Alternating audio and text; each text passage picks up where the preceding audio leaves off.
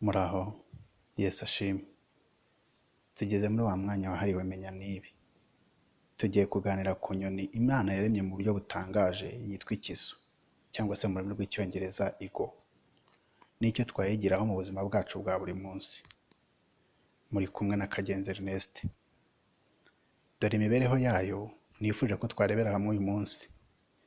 Icya mbere, iyi nyoni cyangwa se iki gisiga iguruka yonyine, ntikunda kuba iri kumwe n'izindi nyoni cyangwa se izindi nyamaswa.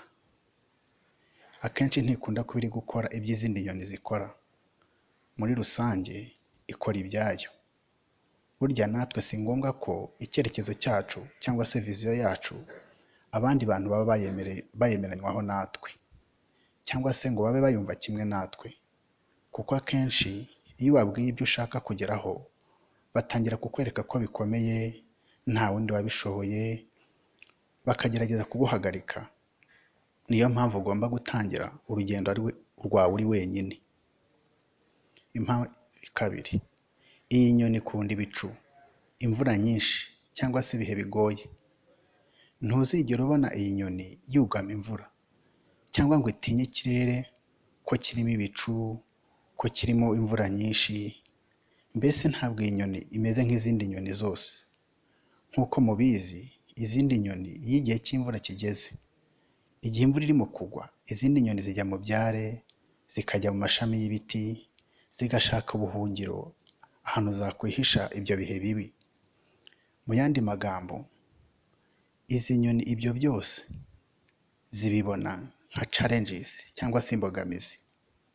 Ariko namara wowe ubwawe niba ukeneye kugera ku byo abandi bananiwe, ntuzigere utinya imbogamizi.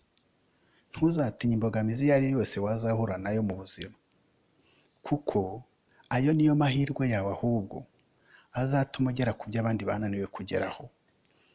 Icya gatatu, iyi nyoni igira intumbero, cyangwa se mu rurimi rw'icyongereza twabyita clear vision.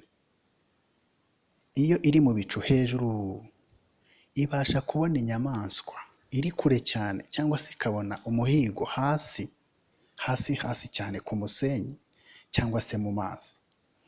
Iyo imanuka ije gutora umuhigo wayo, ntireba hirya cyangwa ngo irebe hino.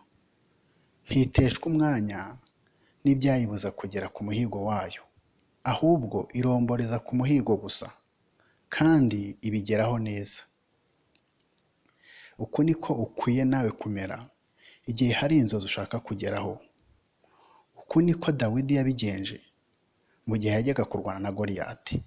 Icya mbere, akigaragaza ko yifuza kujya kurwana n'icyo gihanda, uhereye ku bavandimwe be ndetse no ku mwami Sawuli bamuciye intege.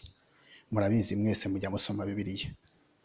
Bitwaje ngo ni muto, aracyari umugenda, ntamenyereye urugamba, ndetse nta nubwo yarigeze anarujyaho.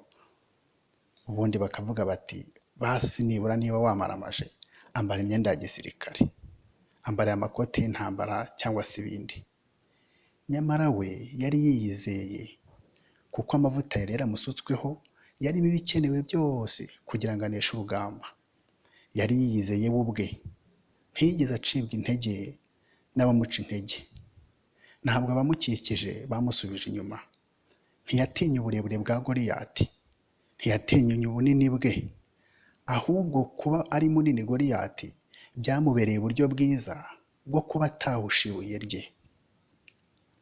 Ntiyatinya amagambo ye yo gutuka Imana, kuko ahubwo byafashije amarangamutima ye ko n'Imana ubwayo yarakajwe n'agasuzuguro Goliyati ari gusuzugura ubwoko bwayo. Nuko rero, uko nguko niko yatinyutse, niko yashyize imbaraga mu gihe abandi batinye. Burya reka tuvuge no kuri Daniyeli. Ubwo yasabaga ngo bamuhe iminsi 3 yo gusenga, benshi bamuciye intege. Bamweretse ko bidashoboka ko yabasha kumenya icyo umwami yarose atabimusobanuriye. Icyampa abantu bakananirwa ibyagufasha kwamamaza Imana yawe. Izi nzozi zatumye Imana ya Isiraheli ihabwa icyubahiro mu mahanga. Nuko rero uyu Daniyeli kuba yaratinyutse akumva ko afite Imana iri mu ijuru ibasha guhishura ibyihishwe, mu gihe abandi bose bari muri icyo gihugu bumvaga ko Imana itabana n'abantu ariyo Mana ibasha kuzihishura. Nicyo cyagaragara nka challenge kuri we cyangwa se ku mbogamizi. Nyamara we ubwe yari yizeye Imana ye ko iramushoboza, akamenya icyo uriya mwami yarose. Icyampa Imana ikaguha umutima ugira gukemura ibibazo abandi bafite. Imana iguha umuti w'ibibazo isi ifite muri iyi minsi. Imana ikugira igisubizo aho ibibazo biri. Imana iguha imbaraga zisumbuye. Imana ikunyuzemo icyubahiro cyayo mu isi. Iki nicyo nawe ngira ngo nkwifurize. Ukwiye gutekereza iki? Uti ngomba gutangira gushyira mu bikorwa inzozi zanjye. Ngomba gutangira ubuzima bushya. Ngomba gutekereza kure hashoboka. Si ngomba gutinya icyo ari cyo cyose kindi imbere. Si ngomba kugenerwa n'abandi ubuzima ngomba kubamo. Ngomba kwigirira icyizere. Itafari ku rindi nziyubakira ahazaza hanjye, cyangwa se I will build my own destiny. Subiramo inshuro 3 uti sinzacika intege, sinzacika intege, sinzacika intege.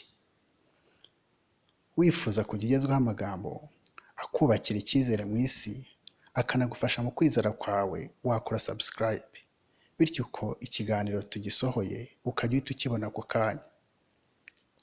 Niba iki kiganiro kigufasha, cyohereza abandi bagufashe nabo bafashwe.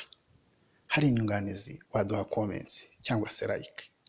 Murakoze, mwari kumwe na Kagenzi Ernest.